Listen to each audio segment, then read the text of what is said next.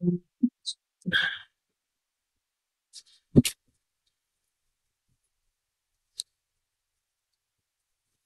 क्या आप क्वेश्चन पूछेंगे, मैं जवाब दूंगी, यही होगा। तो शुरू करा। हाँ हाँ, बिल्कुल। नमस्कार दोस्तों, मैं हिम्मत सेठ एक बार फिर आपके सामने उपस्थित हूँ एक नए विषय को लेकर। और आज वैसे तो शिक्षक दिवस है, तो हमको शिक्षा पे बात करनी चाहिए थी, लेकिन हम लोग आज महिलाओं पे बात करेंगे। महिलाओं के सशक्तिकरण पे, और उसमें भी मतलब क्या हो रहा है। मतलब कहने का मतलब ये है कि ज्यों ज्यों जवा दवा की त्यों त्यों मर्ज बढ़ता रहा। मतलब महिला शिक्षा, महिला सुरक्षा, महिला सशक्तिकरण, महिला उत्पीड़न को रोकने के लिए जितने नियम कायदे बने, जितनी तैयारी की, जितनी मेहनत की, वो सब होने के बाद भी जो आंकड़े जो हैं वो बहुत ही चौंकाने वाले हैं।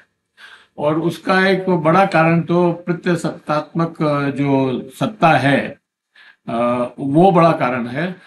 लेकिन और खुद कुल मानसिकता, हमारी जो सामंती मानसिकता है, उससे हम बाहर नहीं निकल पा रहे हैं, और इसीलिए ये रोग बढ़ता जा रहा है। अ,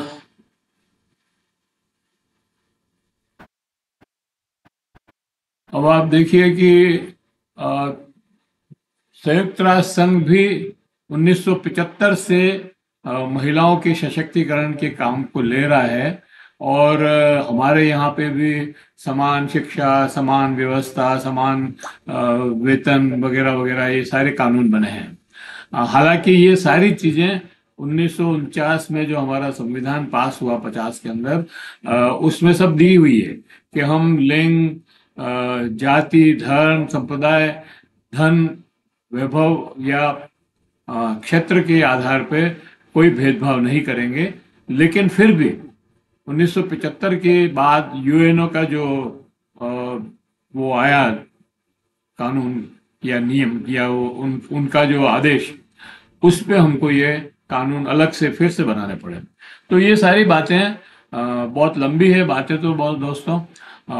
आज मेरे साथ ये जानी मानी लेखिका, दलित साहित्यकार कुसुम मेघवाल जी हैं। कुसुम मेघवाल जी से अपन महिला उत्पीड़न पर बात करेंगे। इनका काफी काम रहा है इसके ऊपर, और महिला सशक्तिकरण पर।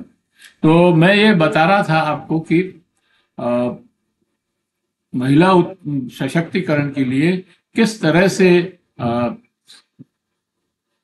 यूएनओ ने भी काम किया। 8 मार्च को जो है महिला दिवस मनाना शुरू किया। एक पूरी एक दशक जो है महिला डिकेड मनाई, और इस तरह से कई काम किए। लेकिन फिर भी आज हम देखते हैं कि आंकड़े इतने चौंकाने वाले हैं कि क्या बताएं। मतलब इतनी तो हत्याएं हो रही है भारत में ही, महिलाओं की बहुत ज्यादा हत्याएं हो रही है, और महिला उत्पीड़न के केस तो बहुत ही ज्यादा है। अब मैं आपको एक आंकड़ा बताता हूं कि पहली बात तो यह है कि आंकड़े मिलते ही नहीं है। 2022 का आंकड़ा है, 2022 के बाद 23, 24 और 25 चल रहा है। मतलब 2 साल के आंकड़े और होने चाहिए, जो नहीं मिल रहे हैं। एनसीआरबी में भी नहीं है। अब ये 2022 का आंकड़ा है। 4.45 लाख से ज्यादा मामले महिलाओं के दर्ज हुए हैं। मतलब ये वो मामले हैं जो दर्ज हुए हैं। इसके अलावा जितने मामले होते हैं जो दर्ज ही नहीं होते, कि फैमिली में ही दबा दिए जाते हैं, या लोगों के डर से या बदनामी के डर से उनको सामने ही नहीं आने दिया जाता है। ऐसे तो कई मामले होंगे। और मतलब ये जितने मामले रजिस्टर होते हैं, उससे कई गुना ज्यादा मामले दबा दिए जाते हैं। तो ये सारी चीजें हैं। सामूहिक बलात्कार के 6,000 से भी ज्यादा केसेस आते हैं हर साल। मतलब 2022 में ही आए हैं। 1,08,1 68,68,000 लाख दहेज के से जुड़े अपराध हैं। 10,000 से ज्यादा दहेज हत्याएं हैं। 65,000 से ज्यादा महिलाओं के आत्महत्या हैं। जरा सोचिए, हर रोज 120 से ज्यादा महिलाएं रेप या उसकी शिकार हो रही है, तो हम क्या समानता की बात कर रहे हैं। तो इन्हीं इस विषयों पर मैं आज कुसुम जी से बात करूंगा। कुसुम जी का मैंने आपको जैसा परिचय बताया कि दलित लेखिका हैं और साहित्यकार हैं, बड़ी काफी किताबें लिखी है इन्होंने, और कुछ किताबें तो बहुत विवादास्पद भी रही। और पहले हिंदुस्तान जिंक में सर्विस करती थी, वहां से रिटायर्ड हैं, और अब आपके सामने हम बात शुरू करते हैं। तो कुसुम जी, आपका बहुत बहुत स्वागत है हमारे इस मंच पर। बहुत बहुत धन्यवाद कि आपने हमें ये मौका दिया कि आपने और ये जो नहीं, ये तो मंच सबके लिए ही है, मेरा अकेले का नहीं है, पर आपकी तो हमें याद आप आते हैं, उसका बहुत बहुत स्वागत। और उसके पहले कि मैं मंच ये माइक उनकी तरफ थमाऊं, मैं ये भी अपील करना चाहता हूं कि अगर आपने अभी तक भी हमारे YouTube चैनल महावीर स्मिता संदेश को सब्सक्राइब न किया है तो सब्सक्राइब कर लें, बेल आइकन दबाना न भूलें, और अगर वीडियो अच्छे लग रहे हैं लाइक करें, फॉरवर्ड करें, और लोगों को भी भेजें, सोशल ग्रुप्स में डालें, कमेंट बॉक्स में जाएं, कमेंट लिखें, सुझाव दें। आपके कमेंट और सुझाव हमें और बेहतर करने की और अग्रसर करेंगे, ऐसा मेरा विश्वास है। तो कुसुम जी, सबसे पहले तो मैं आपसे को यही पूछना चाहता हूँ कि हमारे यहाँ इतने कानून कायदे बने हुए हैं, पास्को भी बन गया, और महिला उत्पीड़न के खिलाफ भी कानून है, रैप के खिलाफ भी कानून है, लेकिन ये जो संख्या है वो बढ़ती जा रही है। आप क्या सोचते हैं इसके बारे में, क्या कारण है?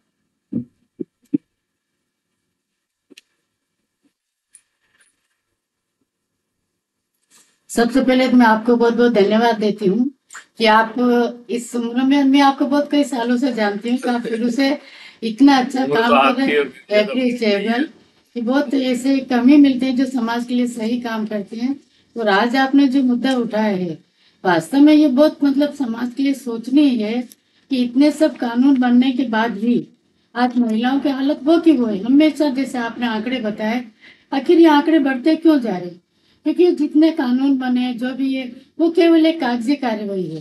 कागजी कार्रवाई में सब वही देते हैं, वही दफन हो जाते हैं, लेकिन रियल जो कार्रवाई होनी चाहिए वो रियल कार्रवाई कहीं होती नहीं, इसलिए केस बढ़ते जाते, क्योंकि लोगों के अंदर डर नहीं। भले वो दहेज हत्या के लिए मार देंगे तो जानते एक बात ये है, तो कोई बात नहीं, थोड़ा बहुत दे दो के छूट जाएंगे। तो दहेज के मामले भी इसीलिए बढ़ते जा रहे हैं। आए दिन देखिए, जैसे आप वो महिला की अगर अपन हालत देखते हैं तो मेरा तो दिल कांपता है, किस तरह से उसको पकड़ के मार के गैस तेल डालते हैं, उसे जला देते हैं, वो चिल्लाती रहती है। ये कितनी दयनीय स्थिति, जैसे ये लगता है कोई इंसान ने, अरे इंसान ने जानवर के ऊपर इतना अत्याचार करते हुए भी लोगों को दया आ जाती है। अरे भाई, एक लड़की जो अपने माँ बाप के घर छोड़ के आपके घर में आती है, उसको आप इस तरह से करते हैं तो कितना खराब लगता है, उसकी क्या हालत होती है, उसके माँ बाप क्या सोचते होंगे। ये चीज हर एक के घर में बैठी है, ऐसा नहीं भाई जो जला रहे थे उनके घर में बैठी नहीं, लेकिन वो ये सोचते बस हमारी बेटी के साथ नहीं होना चाहिए, हम जैसा चाहे वो होना चाहिए। जो कानून अगर ये रियल में, क्योंकि सही रूप में देखिए, महिला कहीं सुरक्षित नहीं, सही बात तो ये है। कई केस ऐसे आते हैं कि महिला जब पुलिस थाने में जाती है, वहां कुछ और तो वहां भी उसके साथ रेप हो जाती है। मतलब कहीं भी महिला सुरक्षित नहीं है। तो महिला की सुरक्षा के लिए जितने हो हल्ला किए जाते हैं, जितनी आवाज, जितने अखबारों में जितनी पब्लिसिटी की जाती है, केवल एक जुमलेबाजी है। रियल दिल से जो महिलाओं के लिए कोई नहीं चाहता, क्योंकि सदियों से जो एक पितृसत्तात्मक जो पुरुष प्रधान समाज व्यवस्था हमारी यहाँ बनी हुई है, वो हर एक के दिमाग में भी ये घुसी हुई है कि नहीं, जैसे महिला जैसे इंसान है ही नहीं, जैसा चाहो उसको मारो, कूटो, घर से बाहर निकाल दो, बाल पकड़ के खींचो, जलाओ। क्या लगता है कि जैसे महिला इंसान नहीं है। ये कभी नहीं सोचते कि आज हमारे साथ अगर ऐसा होता है तो हमें कैसा लगता है। यानी जरा सी कुछ गलती में फटाफट आदमी का हाथ उठ जाता है। क्या कारण है? क्योंकि वो उसके संस्कार है, जो सदियों से पुरुष प्रधान समाज में उसके ऐसे संस्कार है। फिर क्या होता है कि एक लड़कियों को जो जैसे हमारी माँ बाप की भी गलती होती है कि लड़कियों को शुरू से उसको कमजोर बनाया जाता है, उसको हर जगह टोका जाता है, नहीं ये नहीं करना, ये आप करना। मैडम ये कानून की बात कर रही हैं। जी हाँ। कानून तो देखिए बने हुए हैं, लेकिन आप इलाहाबाद हाई कोर्ट का जो फैसला है, जिस तरह का उन्होंने कानून होते हुए भी जो फैसला दिया है, जी उसकी मैं बात कर रहा हूँ कि 11 साल की बच्ची है एक, जी उसके साथ जो है रैप हुआ, और मतलब अटेम्प्ट टू रैप हुआ, सॉरी रैप नहीं हुआ, सेक्सुअल असॉल्ट हुआ, और नाबालिग है बच्ची। और कोर्ट ने, इलाहाबाद कोर्ट ने कहा कि बच्ची का जबरदस्ती नाड़ा खोलना और उसकी छाती दबाना और ये सब जो है अब देखिए, उसमें नहीं आता है। अब देखिए इस लेवल को, जजों के लेवल को तो क्या कहें? ये मैं कह रहा हूँ कि जब कानून अपनी जगह है, लेकिन कानून की व्याख्या अगर कोई इस तरह से करता है, तो फिर आप कैसे उनका जो है वो कर सकते हैं? ये है ना, इससे हम अंदाजा लगा सकते हैं हमारे जो जिस लोग बैठे हैं उनकी मानसिकता कितनी गिरी हुई है। ये कहने में कोई अतिशयोक्ति नहीं है। अब आप इतना खुलेआम लिख लेते हो कि ये करना, ये करना, या आपके अपराध भी सुन, तो क्या मानते हो आप? बिल्कुल इसको सत्यानाश हो जाए तब मानोगे आप? और जो आप कह रहे हैं ना कि इतने केस, अरे केस तो मैं बताऊं कि 10 में से 1 केस आता होगा, और वो भी मतलब कम नहीं। क्योंकि ज्यादातर लोग क्या, माँ बाप और सब ससुराल वाले या जो ही हो, अरे कौन अखबार में दे, कौन पुलिस में जाए, बदनामी होगी, ये होगी, तो ज्यादातर केस तो वहीं दब जाते हैं। कई जगह ये केस उठते हैं कि महिलाएं ऐसा कपड़े पहनती है, लड़कियां ऐसे कपड़े पहनती है, मीना बगर वो। अरे 4-4 साल की बच्ची के साथ, 3-3 साल की बच्ची के साथ क्या कपड़े पहनते हैं, क्या करते 2.5 साल की, 3 साल की, 4 साल की, 5 साल की, 7 साल की, अरे ये बच्चे कौन से आपके कपड़े पहन रहे? लेकिन एक जो मानसिकता इस तरह की जो समाज में चाहिए, बहुत खतरनाक है अपने समाज के लिए। इसको सुधारने के लिए हमें जगह जगह क्या है कि संस्कार संस्कार देने वाले होता है ना, वो संस्कार करने के लिए हमें कहीं कहीं ऐसे सामाजिक हमें संगठन ऐसे करने होंगे शुरू, कि जो इस तरह से संस्कार दे, वो लड़का हो या लड़की हो, संस्कार दोनों के लिए जरूरी है। एक और कारण इसका बहुत मजबूत मतलब कारण है, ये जी महिला शोषण और अपराधीकरण का, जी उत्पीड़न का, कि राजनीति इसमें बहुत जगह बीच में आ जाती है, कि जो पॉलिटिकल वीआईपीज हैं, जैसे गुरमीत राम रहीम है, या आसाराम जी हैं, या ये चिन्मयानंद, स्वामी चिन्मय, अब इनके जितने भी केस हैं, ये भले जेल में है तो भी जेल में भी बिल्कुल महलों में रहते हो वैसे रह रहे हैं, बिल्कुल। इनको सारी सुविधाएं हैं वहाँ पे। और जो नहीं है जेल में, वो अपने तिकड़म लगा करके, जैसे स्वामी चिन्मयानंद, बलात्कार वगैरह सब उसके ऊपर आरोप हैं, लेकिन वो छूट गया वहां से। देखिए ये तो क्या है ये कि जो, इसको हम कैसे ये देखिए, एड्रेस ये करेंगे? धर्म के नाम पे धंधा चला गया। इन्होंने समाज में अपने वो सुई बनाते हैं, बहुत बढ़िया, भगवान की तरह इनको पूजने लग जाते हैं। लेकिन इनके जो ये काले कारनामे होते हैं ना, उनको बहुत आशाराम को अभी पकड़ा है क्या, मतलब वो कितने उसने केस किए होंगे, लेकिन कोई ऐसी हिम्मत वाला होते हैं ना जो इस केस को पकड़ता है। अब ये सब मोटे मोटे नाम वाले बाबा बंडे, ये सब ऐसे, अब ये सब, हाँ तो इनको गवर्नमेंट, 12 बार तो इनको तो क्या सरकारी क्या सरकारी क्या संरक्षण मिला है। क्या पालता है? ये कानून में सर इनको सरकारी संरक्षण मिला हुआ है कि तुम जो करना है तो करो, लेकिन वो क्या, इनके माध्यम से ये चुनावी चंदा, सबसे बड़ा फंडा क्या होता है पॉलिटिकल में, चुनावी चंदा। इन बाबाओं के पास जो पैसा आता है ये चंदे में देते हैं, और पॉलिटिकल संरक्षण इनको मिलता रहता है। इसलिए इस तरह से ये ऐसे गंदे काम करते हुए भी ये लोग बच जाते हैं। ऐसे अभी ये तो फिर आपके नजर में आए राम रहीम, आशा राम ने, हाँ बिल्कुल। अरे आप ऐसे कितने छोटे मोटे आप देखिए आजकल व्हाट्सएप पे भी आ जाते हैं नहीं, हर पंडित, हर गली हर हर मोहल्ले गली में है ये। ऐसे आपके छोटे मोटे ये पंडित बैठे हुए हैं सब जगह, कोई बाबा बन के, और आपके लड़कियों को हम ये झाड़ा डालेंगे ना, ये करेंगे ना, आपके बच्चा नहीं होगा, ये करेंगे ना, शोषण करते हैं, फिर ये करते हैं, फिर नहीं, ये बड़े बड़े जो एग्जाम्पल्स क्रिएट हो जाते हैं, इसकी वजह से जो समाज में दूसरे जो लोग हैं उनका भय भी खत्म हो जाता है, वो इसी तरह के व्यवहार जो है। मतलब देखिए ये भले ही दहेज की हत्या कर दे, भले जला के हत्या कर दे, भले कुछ भी कर दे, ये क्या होता है, वह कुछ नहीं करेंगे, छूट जाएंगे। तो ये एक जो ऐसा मतलब दहेज वालों को भी क्यों इनको बलात्कार के लिए मेरे अंदर इतना गुस्सा था, मैंने कई बार अपनी किताबों में, अखबार में खुद भी निकाल दी थी, परिवर्तन प्रभाकर। कई बार मैं इनको सरेआम फांसी दी। ऐसे लोगों को जो नीच और इनको सरेआम फांसी देंगे ना तो डर घुसेगा इसके अंदर। अब ये क्या गुपचुप करते हैं, कई सालों तक केस चलते रहते हैं, फिर कहते थे कि ऐसा कोई सबूत पकड़ में नहीं आया, छूट जाते। लेकिन ये मतलब इतना जबरदस्त रूप से बढ़ता जा रहा है। अच्छा, महिलाओं के सशक्तिकरण का भी इस पे कोई असर नहीं हो रहा है, क्योंकि जैसे महिला पढ़ी लिखी भी है, बड़े बड़े बड़े पदों पर भी है, आईएएस भी है, कई मंत्री भी है, कई एमएलए भी है, उन तक का शोषण हो रहा है। उनका तो उस पे मतलब क्या अब कर सकते हैं? उसमें क्या होता है, देखिए, एक तो उनकी खुद की ताकत नहीं, तो ना सेल्फ आएगी, अपन सेल्फ सोचते हैं ना, तो वो भी क्या किसी न किसी से दबी हुई रहती है। मैं अपने उदाहरण देती हूँ, मैंने भी नौकरियां की है जेंट्स को, लेकिन किसी समय भी दब के आप उसको चांस क्यों देते हो?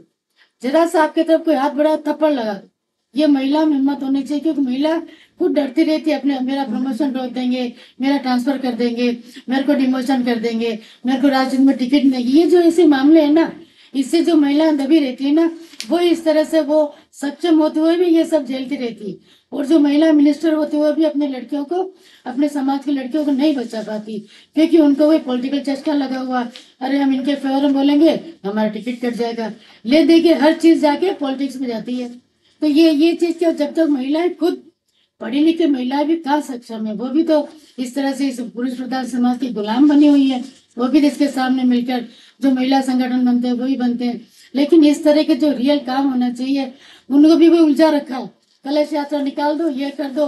अच्छा, आप देखिए करवा चौथ में आपकी अच्छी अच्छी ऑफिसर महिलाएं, आपका आईएएस हुआ, आईपीएस हुआ, अरे भाई वहां महिलाएं चली गई है, चंद्रमा में लोग रह रहे हैं, फिर भी आज पढ़ी लिखी महिला मिनिस्टर तक लो, वो भी उसको खुशी,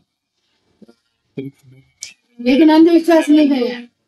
विमान भी चला रही भी है, चला रही है, सब चला और साइंटिस्ट भी है, टीचर्स भी है, राष्ट्रपति भी बन गई, प्रधानमंत्री भी बन गई, उपराष्ट्रपति भी बन गई थी। तो ये सब बनने के बाद भी अगर ये स्थिति है, और इससे भी जो निकृष्ट स्थिति है, मैं बताऊं आपको कि मणिपुर, बिल्कुल मणिपुर में जिस तरह से खुलेआम रैकेट करके और उसको घुमाया और उसके प्राइवेट पार्ट्स पे हाथ लगाते गए, वो वीडियो देखने के बाद भी कोई नहीं पसीज रहा है, देखिए आप। और एक एग्जाम्पल इसका और भी, और वो है महिला पहलवानों का, जो वही बैठे रहे कितना महीने, 1.5 महीने तक वो वहां पर धरना लगा के बैठी रही, और कोर्ट के कहने से एफआईआर तो दर्ज हो गई, लेकिन सजा किसी को नहीं हुई, और कोई केस वेस कुछ नहीं चला।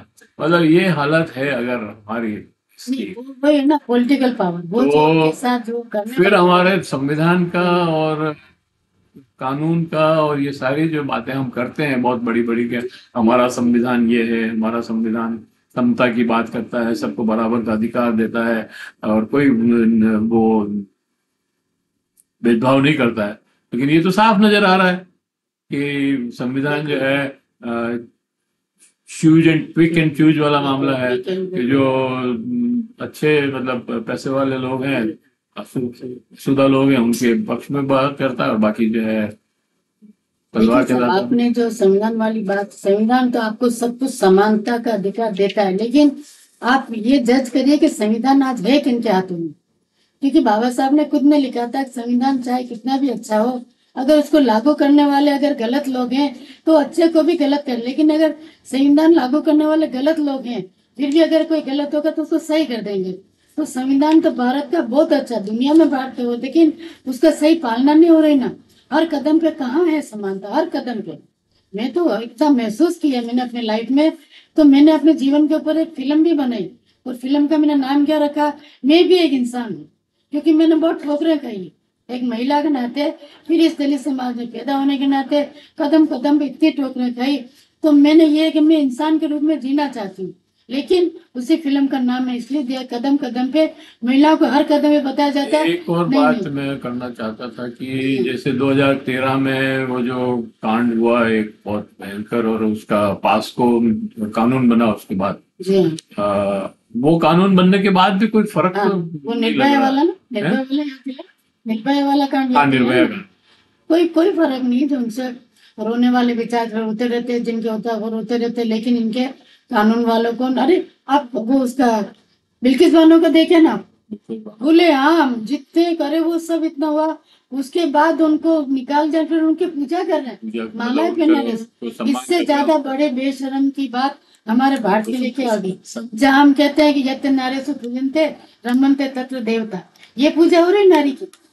मेरे अंदर तो बहुत आक्रोश है, सच में आप कुछ भी कहें, जबरदस्त आक्रोश है, क्योंकि मैंने बहुत भुगता है और अभी भी मैं कर रही हूँ काम, अभी भी ऐसा नहीं मैं बिना किसी बाधा के काम, बहुत बाधाएं आती है मेरे सामने, लेकिन मैं शुरू से सामना करते हुए हर कदम पे सामना करती हूँ, और महिलाओं के लिए हर समानता के लिए, कि महिला को आप इंसान मानो।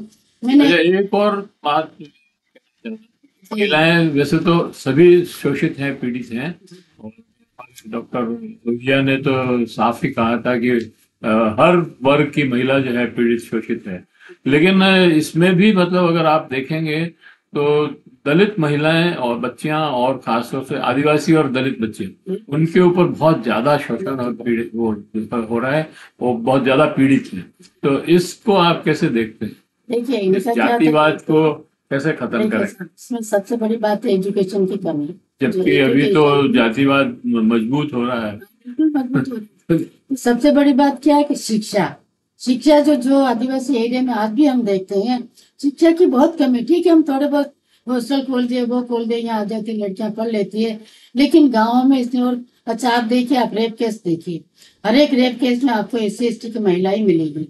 तो वो इसलिए कि उनके अंदर वो, उनको दबाना बड़ा आसान होता है, क्योंकि एक तो एजुकेशन होती नहीं, फिर किस नहीं, पर पढ़ी लिखी IAS हाँ। अफसर है, IPS अफसर है, उनके साथ भी हो रहा है ये सब। हाँ, तो वो भी दबी दबी रहती है, मैं बताऊँ ना भाई, तो पढ़ाई का तो कोई मतलब रहा ही नहीं इसका। वो दबी रहती है, मैंने बताया ना, वो क्यों दबी रहती है, ट्रांसफर से डरती है और उसके प्रमोशन से डरती है। अरे मैं बोलूँ कि मेरा अफसर मेरी रुचि से वो CR लिख देगा, तो वो महिला में वो डर आप छोड़ दो। अगर आप देखिए, आपको पता है कि मेरी सर्विस टर्मिनेट हुई, मैं कोई रिटायर थोड़ी हुई हूँ, किस लिए हुई कि मैंने कहीं भी किसी से गलत समझौता नहीं किया, चाहे वो चेयरमैन हो या कोई भी हो, कभी गलत समझौता नहीं किया। तो अगर महिला खुद ये धार लेती है ना, मैं ना तो प्रमोशन से डरी, ना ट्रांसफर से डरी, ना नौकरी जाने से डरी, तो ये 3 डर लेके जो महिला काम करती है, वो भले IAS हो या IPS हो, कुछ भी हो, आपके पुलिस वाले महिलाएं सुरक्षित नहीं है, IPS की महिलाएं, IPS ही सुरक्षित नहीं है, तो सुरक्षित नहीं है, नीचे की महिलाओं की तो बात ही अलग है। ऐसे ही नर्सेज वगैरह हैं, वो सुरक्षित नहीं है, आंगनवाड़ी वगैरह की महिलाओं का कितना शोषण हो रहा है, आप देखो, उनका मतलब यौन उत्पीड़न चाहे ना होता हो, लेकिन उनका वैसे कितना शोषण हो रहा है। जानबूझ के कभी तो नौकरी छोड़ने की सोच सकती है। मैडम, मैं अब लास्ट एक क्वेश्चन और पूछूंगा आपसे कि इस समस्या का कुल मिलाकर के आप क्या हल देखती है? देखिए सर, मैंने बहुत पहले एक पर्चा भी निकाला था कि हम वास्तव में अगर महिलाओं को घरेलू हिंसा से बचाना चाहते हैं, एजुकेशन देना चाहते हैं, तो जैसे मेरा एक ओरिजिनल मेरा आइडिया था कि जैसे कॉलोनी में, हर एक कॉलोनी में आपके दूध के बूथ खुले, है ना, दूध की बूथ की जगह आप पुलिस चौकियां खोली, ये मैंने पर्चे में निकाले थे। क्यों? महिला का आपके उत्पीड़न यार, वो कहाँ जाएगी इतना दूर पे, तो वो उसको तुरंत दे के मिले कि नहीं नहीं पुलिस बैठ रही, एक लोगों में भी डर जाएगी, पुलिस तो सेट हो जाती है। हाँ, नहीं तो फिर वो महिलाओं का एक होना चाहिए। मैं कह रहा हूँ सबसे बड़ी हिम्मत होती है महिलाओं को, आपको विल पावर, खुद का विल पावर होना चाहिए, आप कहीं भी किसी के दबाव में नहीं रहेंगी, किसी से डरेंगी नहीं। और ये हिम्मत किससे आती है? आप ऐसी किताबों की स्टडी करिए, ऐसा अध्ययन करिए कि उससे आपको मोटिवेशन हो कि हमें समाज में अपनी मान सम्मान स्वाभिमान के साथ महिलाओं को कैसे जीना चाहिए, ये उसके खुद के ऊपर। अच्छा, मुझे कोई किसी ने सिखाया थोड़ी था, अब मुझे देख रहे शुरू से कम 40 साल से अपन एक दूसरे को जानते हैं, तो मुझे किसी ने ये नहीं सिखाया, लेकिन मैं हर कदम पे मैंने मान सम्मान स्वाभिमान के लिए सर्विस की है। तो ये आपको संघर्ष महिलाओं को खुद करना पड़ेगा। और 3 डर, वो 3 डर अगर महिला निकाल दे तो वो बहुत कुछ कर सकती। मैंने इस पे एक महिला सशक्तिकरण जैसा आप विषय लेके बैठे हैं, उससे मैंने एक फिल्म भी बनाई मेरी कहानी पे, मैंने तो नहीं बनाई, मेरी कहानी है सर्वदा, बॉम्बे की पूरी टीम आई थी। सर्वदा कहानी में टोटल महिला सशक्ति, हर कदम पे महिला सशक्तिकरण का मैंने मुद्दा लिया, टेट अंत तक, तो मैं हर काम करती रहती हूँ और उसके लिए महिलाओं को ही मोटिवेशन के लिए महिलाओं की बात हिम्मत के ये लिए- है मैडम कि मैं ये समझता हूँ कि इसको यहीं समाप्त करते हैं वैसे वीडियो को। लेकिन मैं अंत में ये कहना चाहता हूँ कि जब तक लोगों की और परिवार की, घर की और महिलाओं की भी और पुरुषों की भी मानसिकता नहीं बदलेगी, जब तक ये मानसिकता सामंती मानसिकता ही रहेगी, तब तक हम इस समस्या से हमको जूझते ही रहना पड़ेगा। और किस कानून और संविधान और ये सब होने के बाद भी हमारा जो उत्पीड़न हो रहा है, उसका मुख्य कारण यही है कि जो हमारे पुराने जो समाज, भारतीय संस्कृति जिसका हम बहुत गुणगान करते हैं और मनुस्मृति में जो लिखा हुआ है, उसका जो असर हमारे दिमाग पर इतना ज्यादा है सब लोगों के ऊपर कि वो महिलाओं को स्वच्छंद होने ही नहीं देती। ये मैं समझता हूँ कि इसी पॉइंट पर हमको इस वीडियो को समाप्त करना चाहिए। और